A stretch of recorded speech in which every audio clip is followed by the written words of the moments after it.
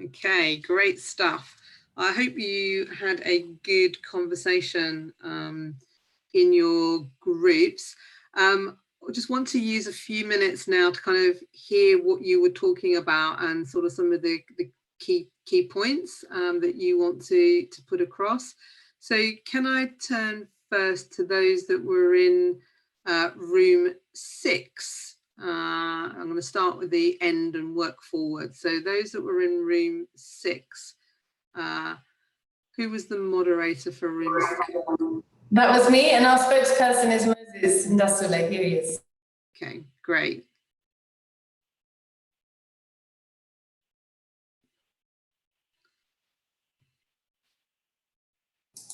Moses, you're muted. You need to unmute yourself.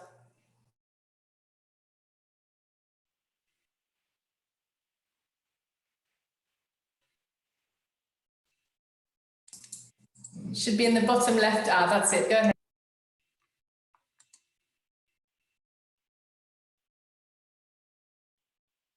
Okay, Moses, could you just remind everyone the question you were looking at?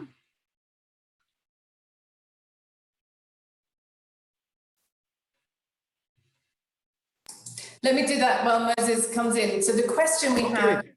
I'm on, I can hear you now. Okay, great, thank you. Thank you, Moses.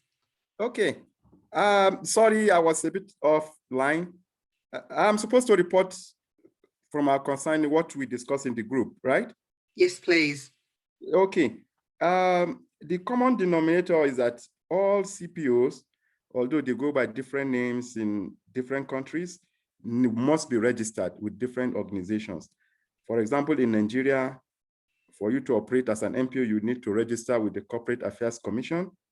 In Ethiopia, you need to register with civil society organization agencies. So in Ghana, there is the Registrar General, but then there are other groups that you register. So the recurring decimal is that all NPOs must be registered. And then also what was what came to the fore also in the group is the fact that most of the NGOs, for their activities, they enjoy tax exemption. They only pay tax on any component that, you know, is deemed to be for commercial purpose.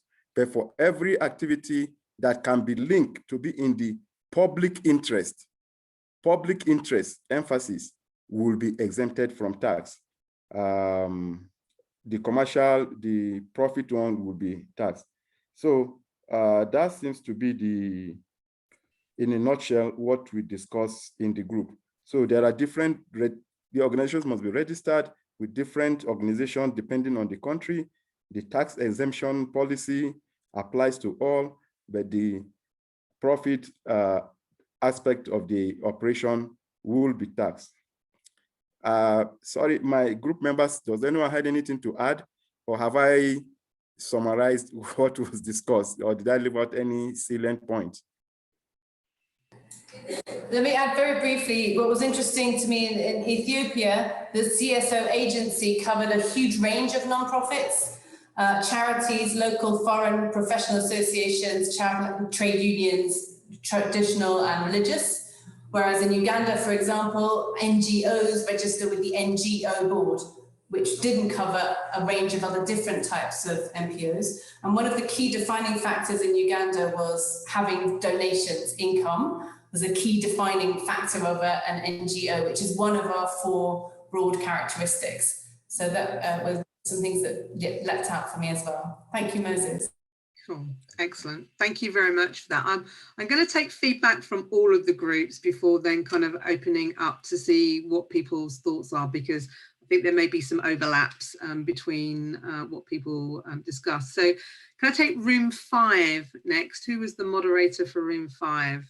That was me, Karen. I'll just go back over the question we were asked to do in room 5, which is around the formal accountability arrangements to stakeholders exist for your NPOs in your jurisdiction.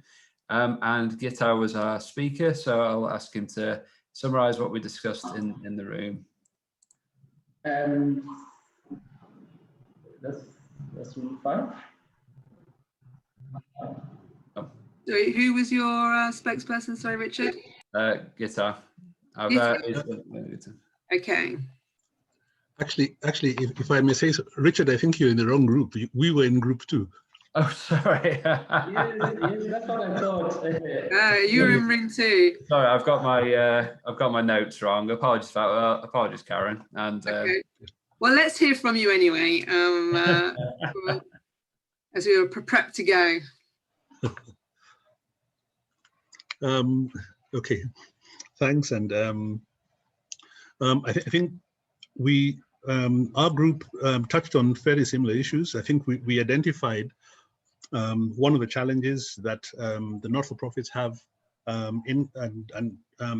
was talking about Kenya, but we realized that this particular challenge spreads outside Kenya itself, where not-for-profits can register in very different formats, and all of these formats would make a register as trusts, as community-based organizations, non-governmental organizations, NGOs, as companies limited by guarantee, all of which have slightly different financial reporting requirements. They have slightly different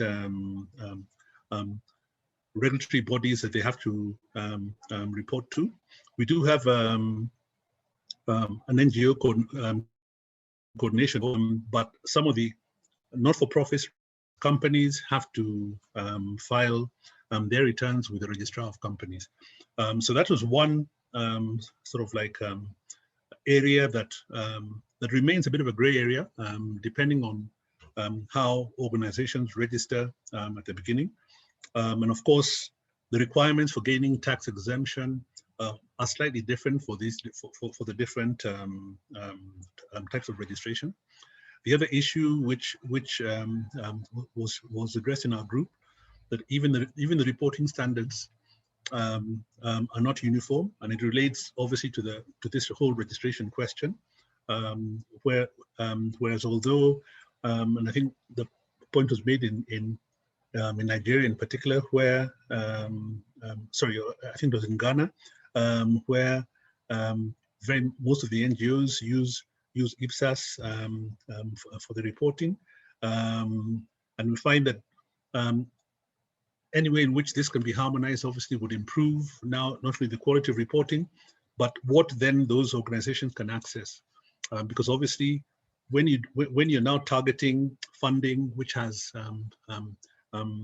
some obligations such as restricted funding requirements, these particular differences or disparities in the reporting standards which are adopted can end up disqualifying organizations that would otherwise meet the criteria. Probably from our group, if anyone else, if I've left out anything else that that was highlighted, please feel free to jump in. Okay, does anyone want to jump in? No? Okay, you may have your opportunity still to come. So if I turn now to room 5, who was the moderator in room 5? Was that you, Owen? It was me. For room 5, we had Jorga. Jorga, do you want to present? Excellent. Yes. Thank you. Thank you. Our question was regarding the formal accountability measures in each different jurisdictions.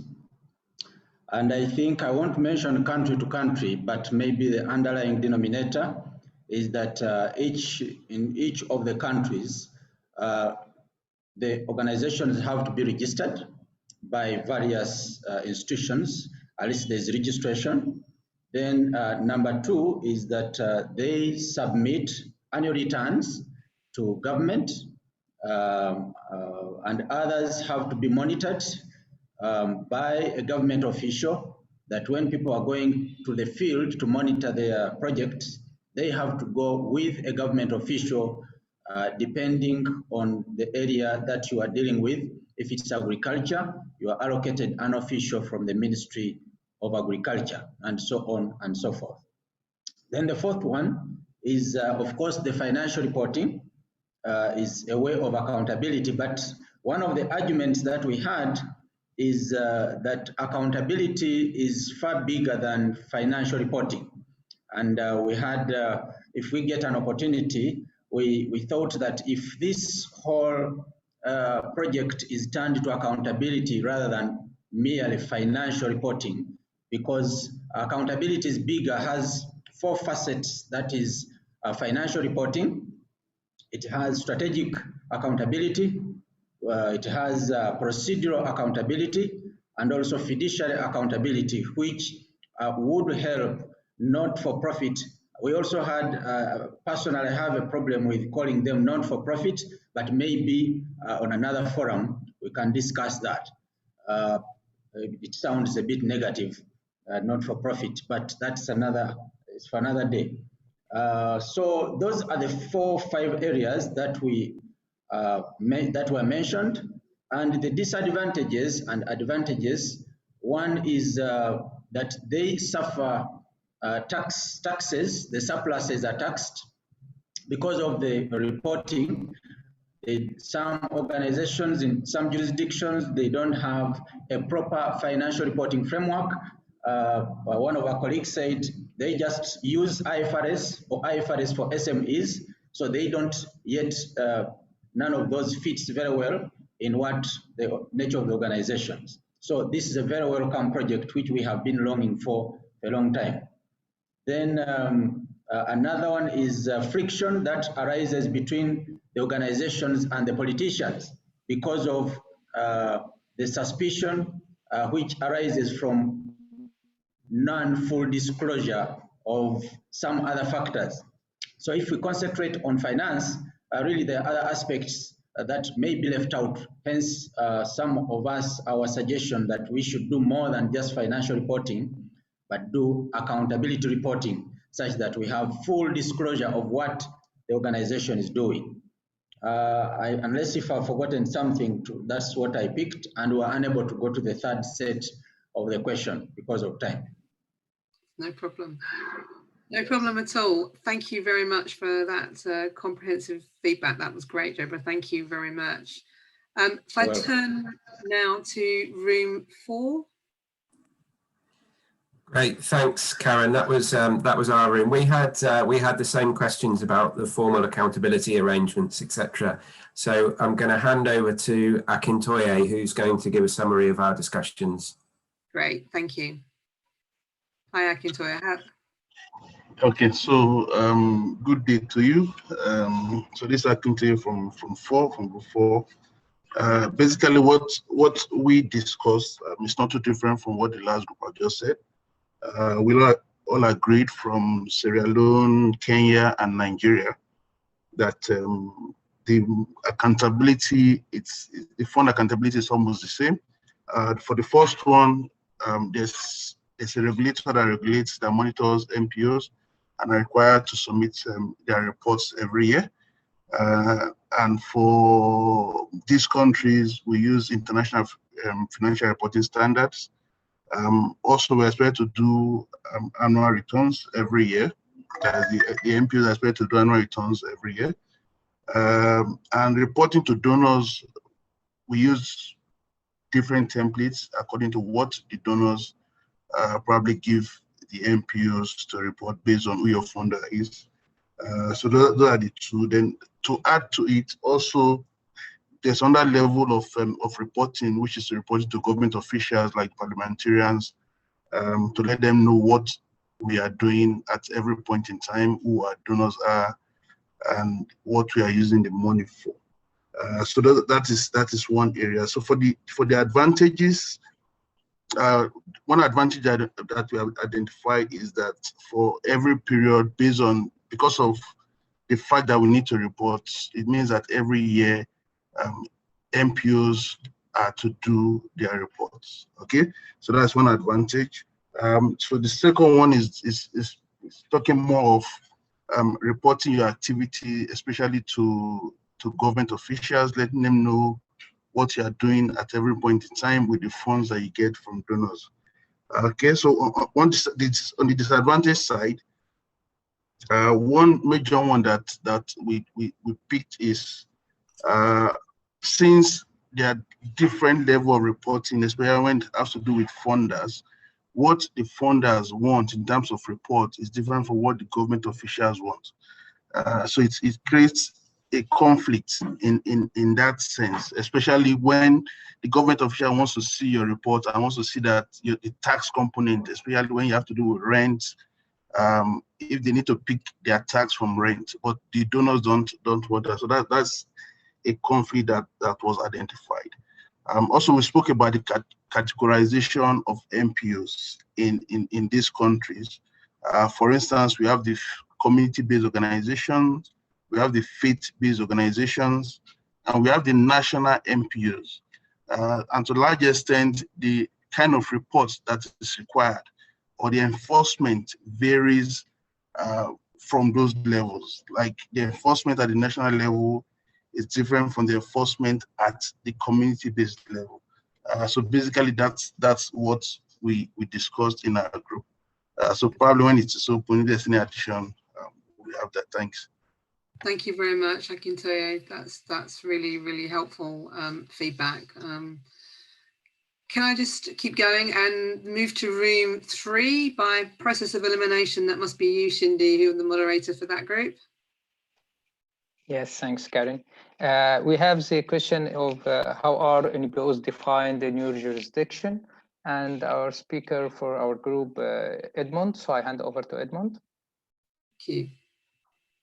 Well, thanks, Shindy.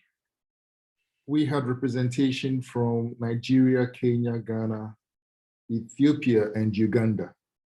The common denominator is that to operate in all of these countries, NGOs need to be registered. The definition really is that activities that are undertaken by NPOs must be for public benefit. Surpluses are not distributed, but used for the purposes of enhancing the operational efficiency and activities of these organizations.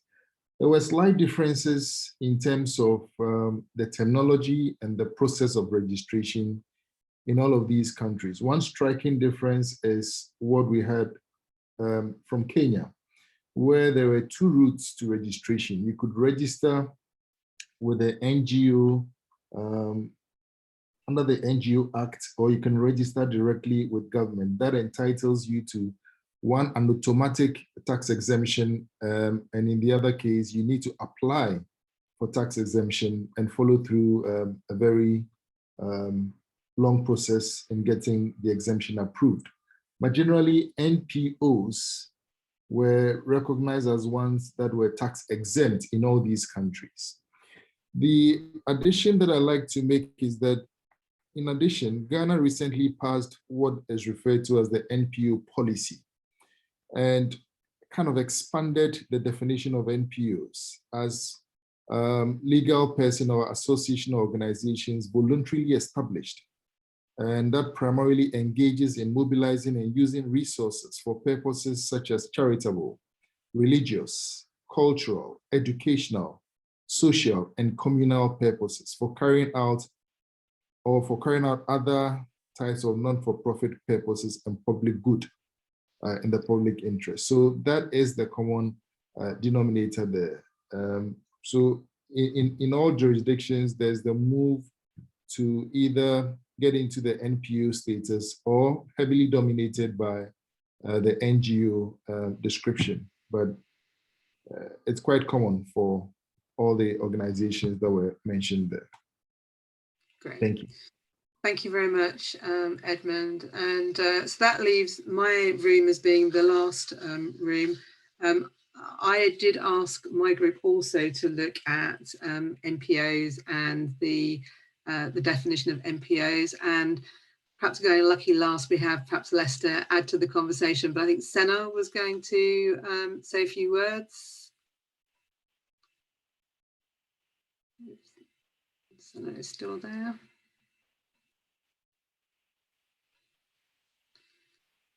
Can't see Senna. Is Senna still?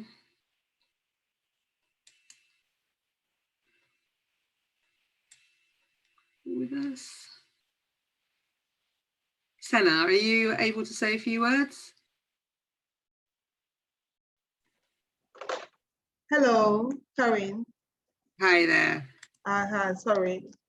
Okay, yeah. So in addition to what Van der Poel had raised, I think we had an area of the donors who normally support the NGOs having their own formats.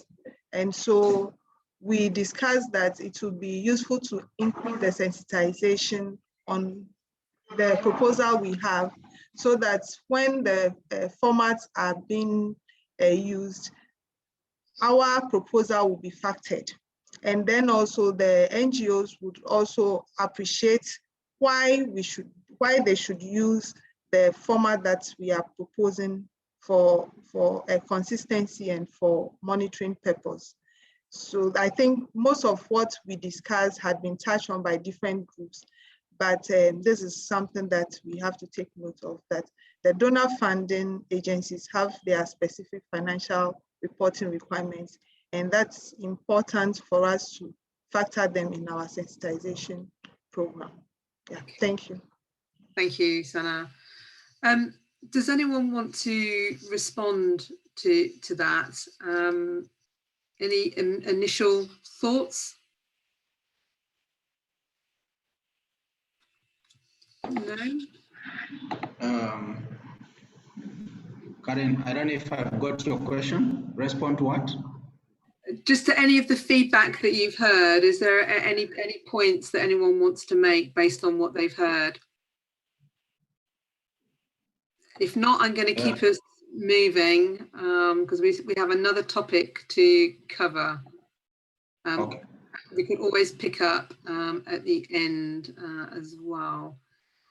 Okay, so let me just share my screen. Okay, so our second topic area is looking at the two key premises that underpin the proposals for the guidance. And these two premises, we believe, are essential to meeting the information needs of stakeholders and also to meet the guidance objectives. So the first of these two premises is that the guidance will be accrual based. And the chapter notes that the types of financial reporting that is carried out in jurisdictions will depend on a number of factors. And that includes, obviously, local financial reporting guidance, perhaps the legal form of the entity, because there can be different guidances depending on what's the nature of the entity. And as just was mentioned, the influence that donors have over the financial reporting of an entity. So there are lots of factors. The consultation paper looks at three bases of preparing accounts: cash, modified cash, and accrual. Just to be clear how we are defining those, by cash we mean that economic events and transactions are recognised when cash is received or paid, and assets and liabilities are not recognised. By modified cash, we mean that some economic events and transactions are recognised on a cash basis, but others may be recognised on an accrual basis. That means that some assets and liabilities may be recognised, but not all of them. And depending on what form of modified cash is being used, that can vary. And by accrual, we mean that economic events and transactions are recognised when the event occurs.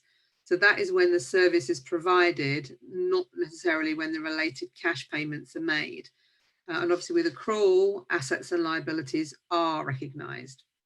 So in chapter 3 of the consultation paper, we compare the advantages and disadvantages of each of those bases in terms of how they meet the guidance objectives that I shared with you at the beginning of my session.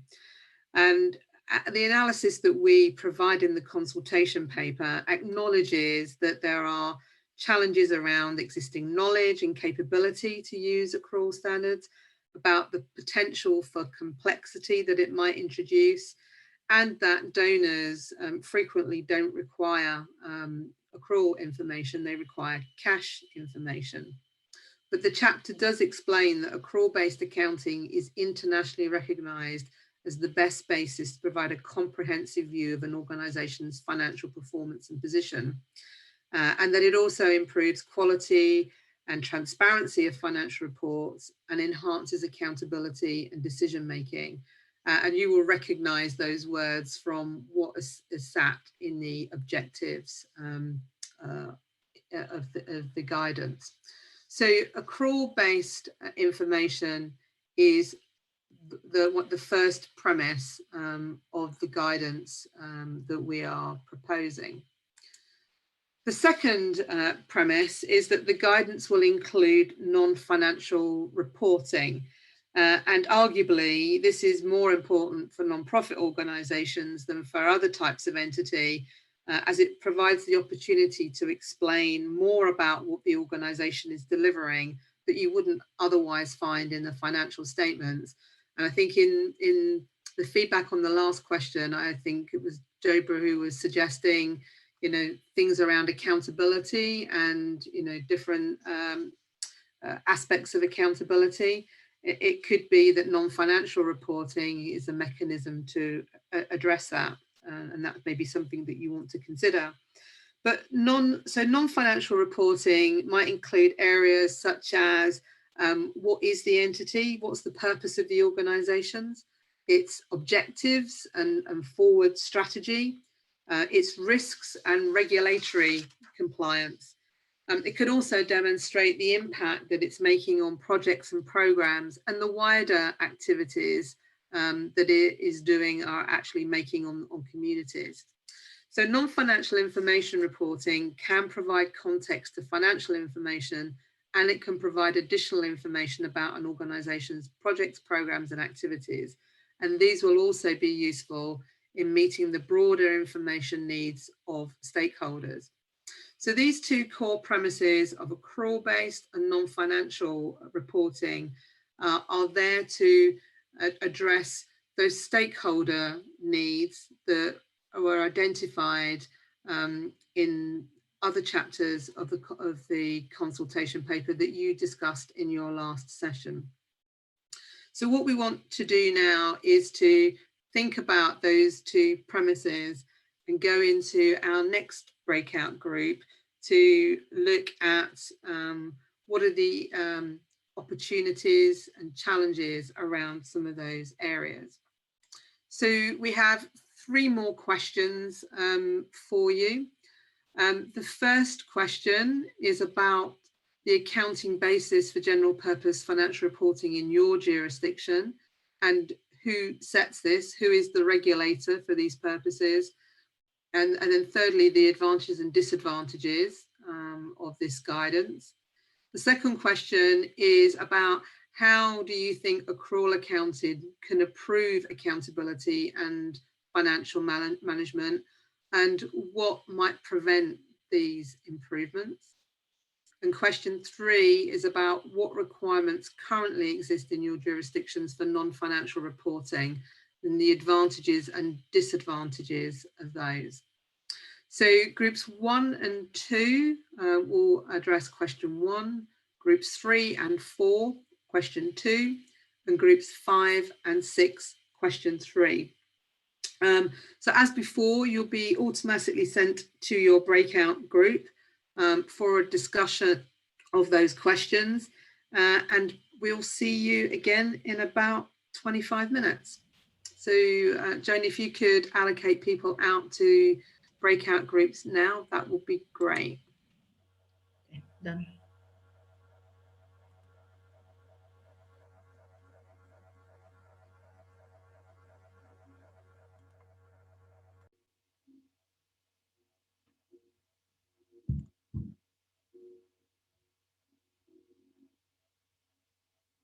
You can go ahead, Karen. Everyone is back.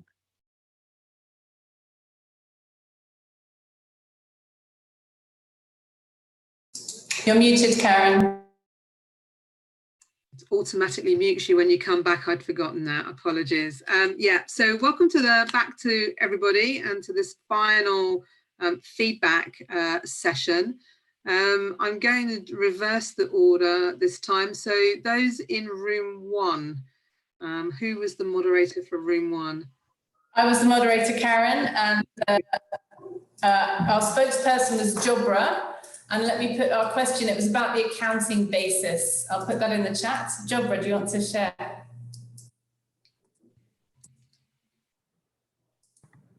Thank you, Sam. Our question was regarding the three accounting bases, that is accrual, cash basis, and modified cash. And we say that most of the organizations, okay, the regulators require using accrual basis for general purpose financial statements. However, because of the law regulation and follow-up, many of the institutions, organizations use whatever fits best the circumstances. So that, of course, goes with some disadvantages, which include the fact that there is low, since many of the organizations are using various bases, there is less comparability in terms of comparing organizations from one to another. They have different presentations, they have different accounting formats. Then two is that the IFRS and IFRS for SMEs, which are the major required accounting frameworks, are a bit foreign, not even a bit, they are really foreign, that they don't speak to the organizations that are being accounted for. So they are cumbersome because some of the standards are not really relevant. They are not speaking the language of what the stakeholders want to hear. So that makes the reporting not giving the information that would be good for decision making. Then the other one is that because of there's law enforcement of those standards of the regulations that are used, then that's expensive because you need competent accountants to prepare financial statements and reports in respect of in line with the required standards. Then the other one was, we had a challenge as we were discussing. We said that we, given that financial statements should be prepared to help decision makers or stakeholders to make decisions. So if we mandate or require accrual basis, yet some stakeholders may need a financial statement or reports based on cash basis, what we do. But we got a way out with some members, and maybe even the project paper suggests that we should have appendices that have different formats that meet different user needs in terms of how financial reports and the statements should be prepared. Maybe that would mitigate the discomfort of some stakeholders. Yeah, I think, yes, we have complexities that arise because of using IFRS and IFRS for SMEs. One of them is how do you account for going concern, things like ownership, and a number of other standards. I have many of the people I have met have problems with depreciation. Is it necessary? So all those problems, I think if this project discusses them, I think that will be good. And one of the advantages that I think we had few advantages that because of the lack of proper regulation, people have the freedom to use whatever best that fits the organizations, which of course it's both a disadvantage and an advantage depending on how you look at it. I had proposed, I stand to be corrected, that accrual basis is good because it helps organizations report less surplus because they use deferred income, especially in Uganda. If you use accrual basis, you report less because most of the revenue, some of the revenue would be deferred if it is not used. Because here, whatever surplus you report, it will be taxed. It will be exposed to tax. So accrual basis would help organizations to report to less surplus for tax. I don't know if you had other issues, which there was a lot of noise, so I didn't capture most of the points in our discussion. I think you've got it all, Jobra. Fantastic job. Thank you. That's very comprehensive, Jobra. Thank you very much. So I'm going to move to room 2 next. Who was the moderator for room 2? Hi, Karen. It was me, Shindy. Hi, Shindy. Hi, Karen. So we have the question about what is the accounting basis for general purpose financial reporting for NPOs in your jurisdiction. We have Timmy Top, our group speaker. She was struggling with internet. I'm not sure if she can give her feedback. Timmy Top, please join. Yeah, thank you. I'll quickly go ahead, and the other part I didn't get. Someone else can take over from there. So in my group, it cuts across Nigeria, Ghana, and Uganda, and the accounting basis in these 3 regions also is a mixture of cash, accrual, and also the modified method. And we discussed that the basis used is at the dictate of the donors most times, especially in some of the regions, and that there's no standard form of reporting actually, and both the government and the donors are interested in this in this reporting. You know, even the government.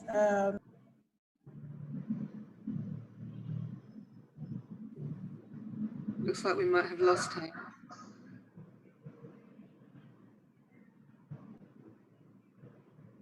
Shindy, I think we might have lost her. What we'll do is we'll just pause at that point and I'll move on to the next room. If she's able to come back, we'll capture it back at the end, or perhaps just ask if there's anybody else who can provide any extra feedback. So room 3 was my room, and we were looking at how accrual accounting might improve accountability and the challenges with this. And Felicien is going to report back on behalf of the breakout group. Thanks, Karen. In our group, I think we're about 6 or 7 people. That's what could support and improve accountability and financial management, especially using progressive accounting. And we came up with a few pointers. One was that assets and liabilities are presented at a point in time. So meaning that you can see the picture of the for the company or for the NGO or NPO for that matter, which if you use cash basis, you won't be able to see that. Then there's improved transparency to everyone, to all the stakeholders. At least you can see through the reports that whatever the entity has done, it can be reported at a point in time. There is also public scrutiny that is possible, especially given that you're going to report everything on a pro basis, not leaving out a few other things that the entity has done. And then all resources are appropriately reported, meaning that if you have assets, you have inventory, whatever it is, that can be reported, so people can see the entity clearly other than using cash basis. We also identified some challenges, some of which were mainly on lack of knowledgeable staff. You find that in this part of the world, you find there are not many qualified accountants that can interpret even standards per se. Today, you find that most of NGOs will be using non-qualified accountants. Technology issues could also be an issue in terms of which, of course, accounting packages to use and how to interpret that, because today if they're using accrual-based, if they're using cash-based accounting, when they go to accrual-based accounting, then they may even have to change the technology setups.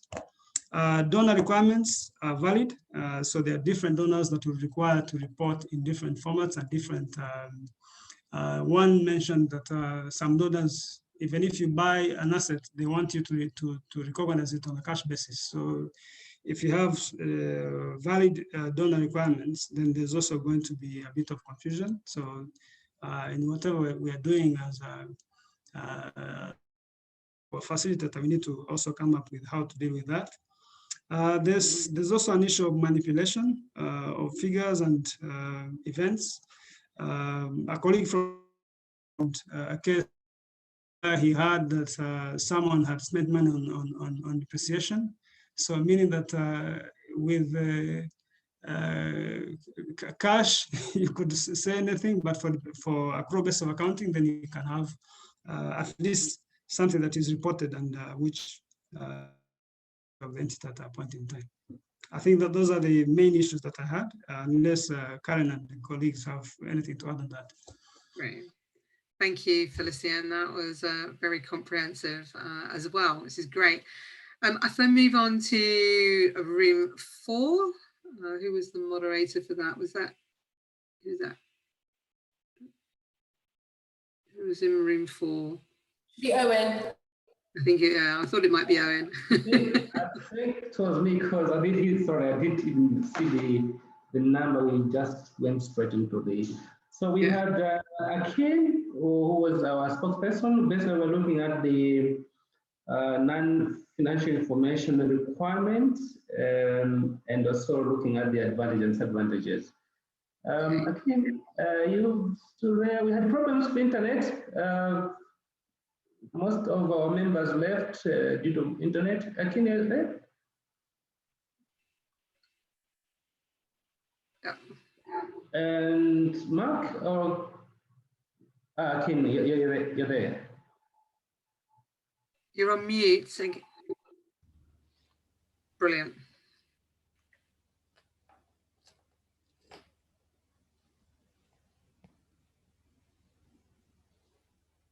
Hello? Could you just speak up just a little bit and we're good. Can you hear me? I can hear you, yes, thank you. Yes. Sorry, I have the internet breakdown for a little while, so I just joined back now. I'm in group 4. I see group 3 or 4. 4, yeah. Where we discussed about the issue of non-financial reporting for NPOs. Now, our discussion basically was most of the countries don't have the formal requirement for non-financial information. But in Nigeria, we have, well, most of the bigger NPO used to submit an information to national planning, but the smaller NGOs don't have such information requirements. Then the merit or advantages of having that kind of non-information will help apart from the donors, even other organizations, to help them to assess the performance of the NPOs. Because financial statement cannot show the performance. Because you'll be able to quantify or evaluate the achievements against the targets. It's only non-financial information that will be able to do that. Apart from that, the government will be able to know and have an idea on how challenges faced by the NGO, because most of this non-financial information used to have information concerning the success stories, the challenge they have in achieving the stated targets, and others will be able to copy and to help the organization, to the government, to do proper planning, taking all these non-financial information into considerations.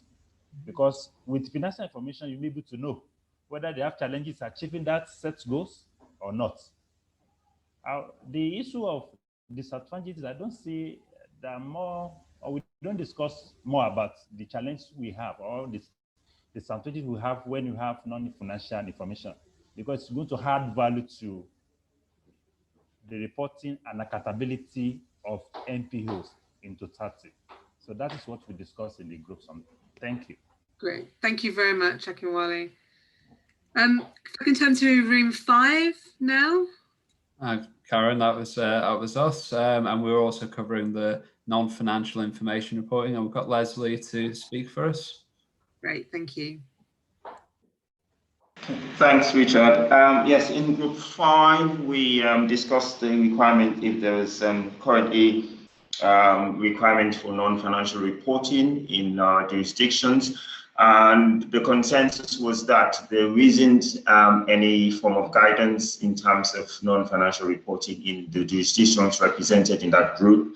And we looked at the financial reports, that they only have notes to the financial reports, and these are not adequate for non-financial reporting. And we don't have things like VFM reporting, impact analysis, or results framework. And we also welcome this new guidance that we are working on, because we feel that that would help extensively to really ensure that there is proper non-financial reporting, because there isn't. And in my jurisdiction, I highlighted a few issues that basically, because there isn't non-financial reporting, there is a lot of misconception as to the value that NPOs bring to the development of the nation in terms of the context of my jurisdiction, where there's a lot of illiteracy. People cannot read financial reports. They don't understand those. So basically, the non-financial reporting could bring, kind of impact in terms of what impact is being felt, or what impact the NGOs are or NPOs are making in terms of the development of the nation. In Ghana, there is a few extra reporting that is required in terms of the board reports and committees reports. So that's an added value to the in terms of the non-financial reporting. But apart from that, there isn't much either. And the narrative reports that are presented or sent off to the regulatory agencies do not contain as much information as necessary that you can deduce non-financial reporting from. And also, we also realized that there is a lot of, because of this, we find out that there's a lot of disadvantage in terms of the value that's been added in terms of what NPOs are making, or value added to the countries that we were discussing, the countries that were represented in what we are discussing. So basically, that's what we looked at. Okay, great. Thank you very much, Leslie. And we're on to the final group now, which is you, Rob, but we're also into the final minutes of this meeting. So I'm not sure who your spokesperson is, but if they could be succinct, that would be much appreciated. Thanks, Karen. Victor was going to summarise back for our group. Thank you. So I think I'll be very brief, as mentioned by Rob. So just to echo what my colleagues have said, ideally we don't have any standard or any reporting requirements for non-financial information for most of the countries that we were discussing in our group. However, what we saw is you'll find that some specific donors would require most NPOs to either report on specific activities that they dealt with. And then the other thing that came up was around for most NPOs, mostly INGOs, when they are reporting, when they're required to register, renew their registration, you'll find that they're required to provide some information in terms of both financial and non-financial information regarding their areas of intervention, the activities that they're going to implement, and then they report back on that at the time of renewing their registration, just to kind of give an overview on how they performed during that year. Then in terms of advantages, one of the things that we saw was it brings into play accountability and transparency for most NPOs. And also it helps eliminate the issue of double dipping in terms of where multiple donors are funding the same NGO. So that quite helps around that. In terms of disadvantages, one of the things we saw was around where donors have multiple reporting cycles, you'll find that it kind of brings a lot of administrative work to the NPOs, in that they have to kind of prepare multiple reports over and over again. In the event they have various reporting cycles for the different partners, and then also for the small NGOs with that capacity, you find they struggle a lot in terms of producing such information. And then also we mentioned the disadvantages of not providing this information is that you'd find a lot of repetition in terms of funding, in terms of areas of intervention for the different donors that are working with the institution. So those are some of the things we discussed in our group. I hope it summarizes everything. Thank you.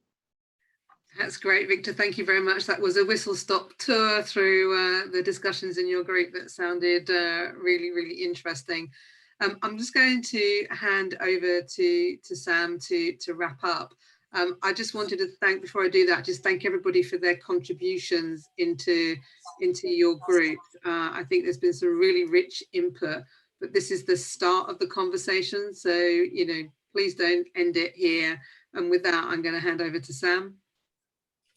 Thank you, Karen. Thank you so much. And just in the last 9 minutes of our meeting, again, I want to mirror that thanks. I have found this personally really interesting and enriching and stimulating. I hope you have too, to be speaking with people who really speak the same language. If you have anything you'd like to follow up, please do email me. Now, this has been the very first meeting of its kind. So if you have any feedback about just the way the meeting's gone, that would also be really well received. So finally, just to say thank you so much. Have a great day, and we look forward to seeing you again next week. Thanks so much. Right.